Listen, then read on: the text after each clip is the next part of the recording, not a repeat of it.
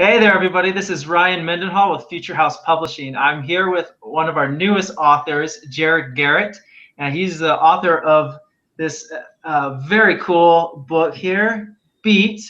It looks really awesome on the Kindle. It's kind of glowing right there. Blah, blah, blah, blah. Oh, say hi, Jared, to everybody here. Hi, Jared. Hi, everybody.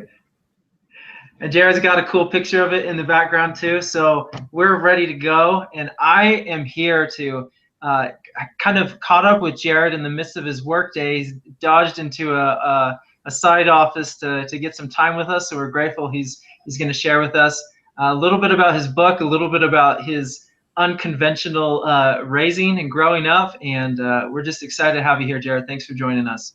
Great. I'm excited too. Cool. So I have to ask this. So first of all, you have a character in your book named Nick, and he left his hometown in a very urgent manner. And I'm just wondering, you made a recent move to Seattle. Did you also move with enforcers at your back, people shooting guns at you? Not so much, although one of my previous jobs may have wanted to because I was in the middle of a project. But no, I got a job offer that we couldn't refuse, and Washington is beautiful, and we love Utah, but I love Utah. We raised our kids for half their life there, but this was a really great opportunity, so we're just really excited to come up. Cool. Well, I'm glad you're safe. I'm glad you're up there, and yeah, nobody's shooting at me, not rubber bullets, nothing. We're good. Okay, cool. So, in the midst of publishing your most recent book, this Beat that we're just talking about and showing pictures of, you just mentioned you moved to Seattle, and I want to ask you, how would you describe yourself? I am a blank by day and a blank by night. So I am a storyteller by day, actually in my day job as well as my writing, and I'm an amateur chef by night. Ah, very interesting. What is your favorite thing to cook? Oh boy, meat of any kind. I used to manage a restaurant, and I know how to do fire because I used to be a firefighter. So fire go together well for me. So you're good at barbecues. So that's what I'm gathering here. Pretty good. I'm pretty good. Yep. Good Awesome. I have a Rachel Ray book, and I've never watched her show, but I love the food that she creates in there. And my wife actually, she thinks I have a crush on her, but it's just the food. It's so good. Food can do that to someone. Well, Rachel Ray's got a beautiful smile, but she does make really good, straightforward food. She's great. Yeah, very tasty, very tasty. So I want to ask you about your Amazon. I mean, you're an author and you're working now at Amazon. What's it like working there at one of the largest online book retailers? Well, probably the largest online bookseller there is. It's surreal and pretty interesting. So I first started using Amazon back in '99 when my family and I were in Japan, and started ordering books from them because I needed something to read in English to offset the very heavy culture exposure I was getting. And so it's interesting now, 16 years later, to be not only working for that same company, but having books being sold on that same company. So it's surreal, but also really cool because I work in the ad products marketing division. And so there are ads on Kindle, and they have tutorials and education for authors like me. And so when I'm in meetings with these people, they're like, wait a second, we have an author right here. Jared, how would you feel about this particular ad product? And I give them my very honest insight, and they haven't had that before. So it's valuable for both of us, I think. It's pretty cool. I've learned some insider info that isn't confidential or anything, but it's been very useful for me as I've tried to push the book and make people buy it. Buy my book, by the way. Awesome. Very good ad manager, Jared. That's right. So yeah, no, I noticed a lot of the ads on the Kindle that come up, and I always wondered how they got there. So it's cool to know someone who is involved in putting them there. I don't make the ads, but I train people who sell the ads and who actually make the ads as well. But I'm a trainer more than anything else. Cool. Well, it's good to have you here again. training the author, training the readers about your book, I guess, in a Right. way. So There's a let's. giant somewhere there. I'm sure there is. Yeah, yeah. I was pulling at straws. So your Beat book, can you tell us? Is it like any other book? Was there any particular books that inspired you as you were putting this together? Oh, so many.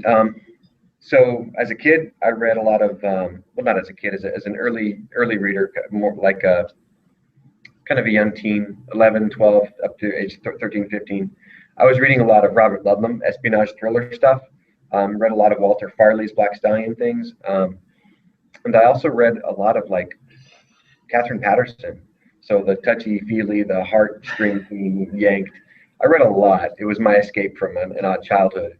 And so Beat kind of encapsulates a lot of those inspirations, but also it's very similar in feel and kind of an experience to like Paul Westerfeld's Uglies. And it's also a very grim post-apocalyptic book, so it's a lot like The Hunger Games. But since I like espionage and thrillers, it's a lot like Speed. So like, it's sometimes hard to take a breath in some of the scenes. It turns out I've had some people tell me that, and this makes me so happy that they lost sleep. That's the greatest thing almost I could ever hear. Awesome. Well, it's probably they lost sleep because their book was so good, rather than Right. their heart was about to stop, Yeah, like the characters in the book. I don't want anybody to die. I do want them to cry. Yeah, cry. I want to make people cry a lot. It's fun. That's a good log line. I like to make people cry. Cry. Cool. So, what about the characters in your book? So, I mean, first of all, why don't we lay out just a little bit without giving away any spoilers here? Like, what's the premise of the book? Where do we start? What's going on? And Yeah. go for it. Book happens. The story happens 100 years after a terrible biotoxin killed 90% of humanity. And we start in the head of the main character, Nick, who he's extraordinary with technology. And the modern technology of the time is very much advanced based on ours. But you can kind of see the seeds of the technology that they have in today's modern technology. It's really fun to actually follow where technology today will go after an apocalypse, after terrible things, but then where people pick up the pieces. In any case, so he actually is certain that the bug, as the biotoxin is called, is gone. It's no longer a danger. And so he challenges, in a way, and the existence or the overall belief that the bug is gone or is real. He finds out that the truth is way worse than he could possibly have imagined, through a very sad thing that happens, which I will not reveal, and then through people trying to kill him for the rest of the book. And so as he discovers the truth about the world he lives in, he discovers just how much really is a lie. And boy, there's a lot of lie. And he finds friends. He works with the friends that he has. He makes new friends, and he makes a few new enemies as well. But throughout the entire time, he's chased by some very bad people who want him very dead. Not just a little dead, but not mostly dead, but all the way dead, right? Yeah, he's not going to get better from this one. And there are a few, and one of the things about what I write in these adventure novels that I write is that my characters get realistically hurt, and so he's beat up throughout the whole book, and that really hampers his ability to do stuff. As it should, right? Absolutely. I'm not going to be able to run from bad guys if my leg's broken or something. Right. So tell me this: are any of the characters in the book? Do any of them take after your friends, family, personal acquaintances? I don't know how much I should say. Yes, many of them do. So my first book was a semi-autobiographical fictionalization of my weird childhood, and so I got a lot of that out of my system in that book. But there's still there's a particularly creepy character midpoint in the book, who's very much modeled on one of the people I grew up with. And most of Nick's friends are modeled after people I know, because it just works that way. You know, you make better characters. So I can't call anybody out, but my friends are the good guys in this book. Sweet. Well, that's good to hear. Yeah.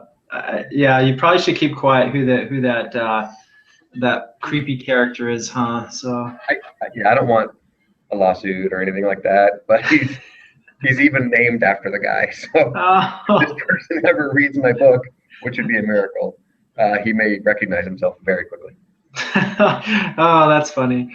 Cool. So now I'm very interested personally in this the theme of your book, the dystopian type of genre where there's a system set up. You mentioned the post-apocalyptic scenario, and in those scenes, what happens? How do people come together? What does the government do in those situations?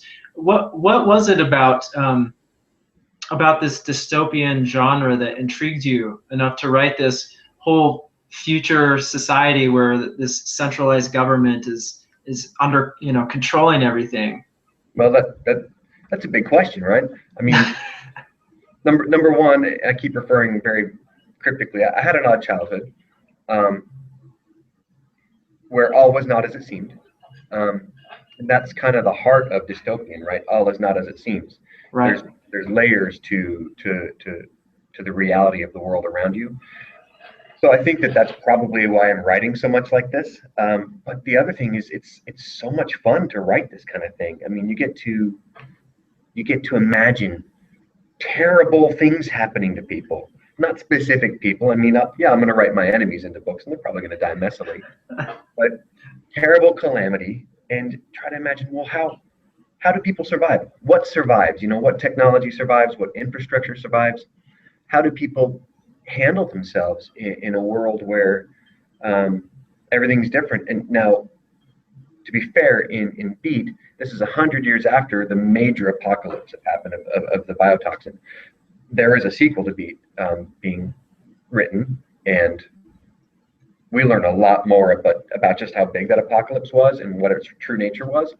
But it's fantastically fun to imagine, okay, technology, which technology would live on, how would people live if somebody's trying to control society, what measures could they take to control society? And then it's really neat to imagine a young boy in this world 100 years from now, sometimes getting glimpses of the world we live in and having a reaction that is very different from what we would expect to the world we live in. There's one part where he is fed deer meat. He's like, what is this? He describes it as a dark cube with some juices coming out of it. He's never seen meat ever. And so little things like that where I get to imagine what their reaction is and what their life is like. It's just a lot of fun. I mean, I get to create a world.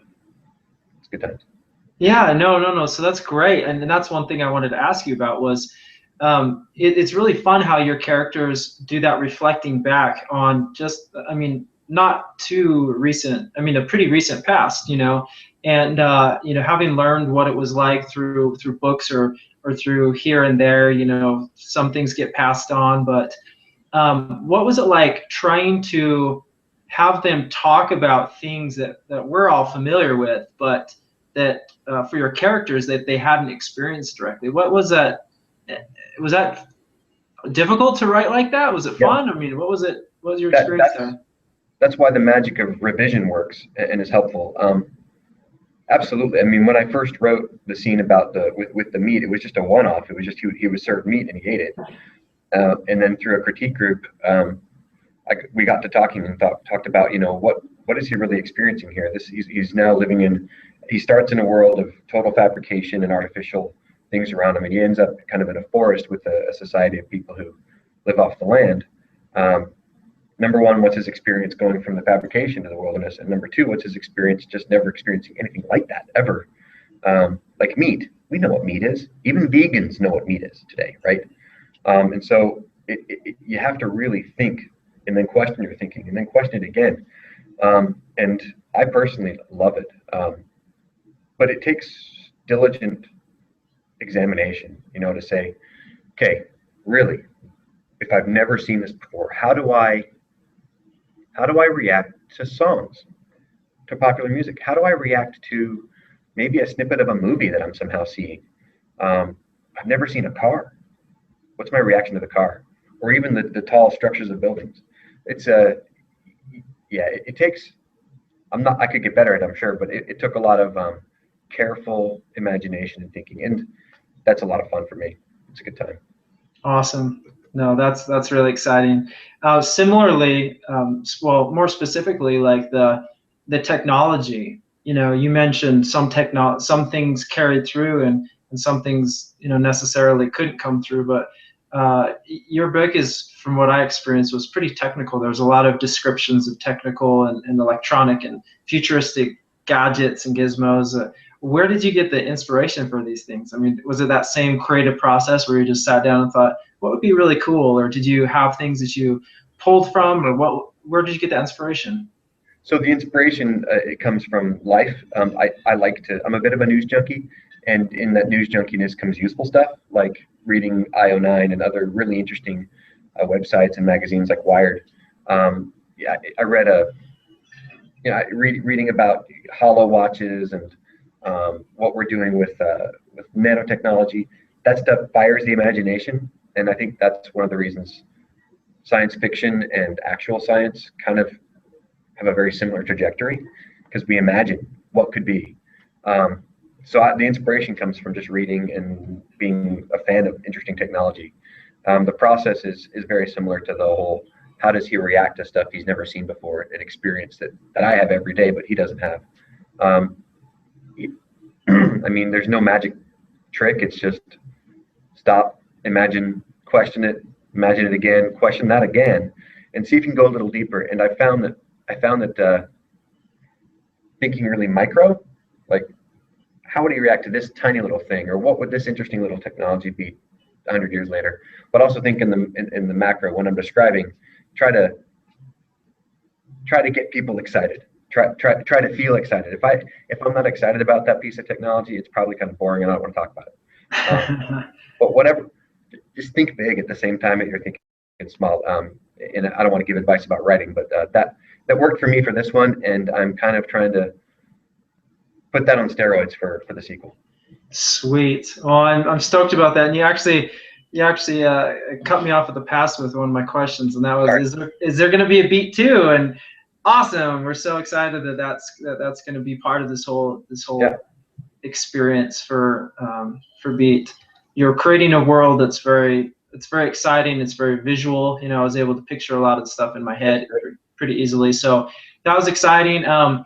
We're excited to have you here. I want to end kind of on what are some of your favorite science fiction current books and movies? Like what does a science fiction writer like to read, and what does he like to watch? Well, I have to take a second and soak that up just now. Hang on. I like to be a science fiction writer. It's been one of my dreams my whole life. And I write fantasy and science fiction. So it's kind of cool to be a science fiction writer today. Dreams come true, kids. I read a lot of young adult science fiction and fantasy. For science fiction, I actually go over Orson Scott Card kind of a lot. I think that the stuff that he really thought hard about what that world would be like, and he didn't leave any stone unturned. It's hard sometimes to create a truly consistent futuristic world, and some of the stuff that he explored was fantastic. So he's kind of my model. I watch a lot of movies though. I'm loving movies like Edge of Tomorrow and Oblivion. That's 2 Tom Cruise movies. I'm sorry, but they're so good. Interstellar. Oh man. And then Prometheus. I know it's problematic, but almost anything by Ridley Scott that's science fiction, I kind of love. Maybe it's the artistic vision, but I love to watch the science fiction stuff, and I watch a lot of superhero movies and read a lot of superhero stuff. It's a blast. But also science fiction authors. I mean, there are a lot. I have some friends who are science fiction authors, and so I won't be a fanboy of them, but I read a lot of local Utah authors, and they're doing a great job, way better than me. Awesome. Well, that's good to hear that you've got your inspirations and you've got your contemporaries, and that you're proud to be a science fiction and fantasy author. Like a dream come true. It's That's what fantastic. it takes. Cool. Well, Jared, we're so glad that you joined the Future House Publishing family, and we're so glad that you're excited and you're continuing to write, and we're glad that you joined us here today to share a little bit about your new book, Beat, and some of the science fiction behind it, and how cool that is. So thanks for joining us today. Thanks. Take it easy, guys. Awesome. We'll see you guys later.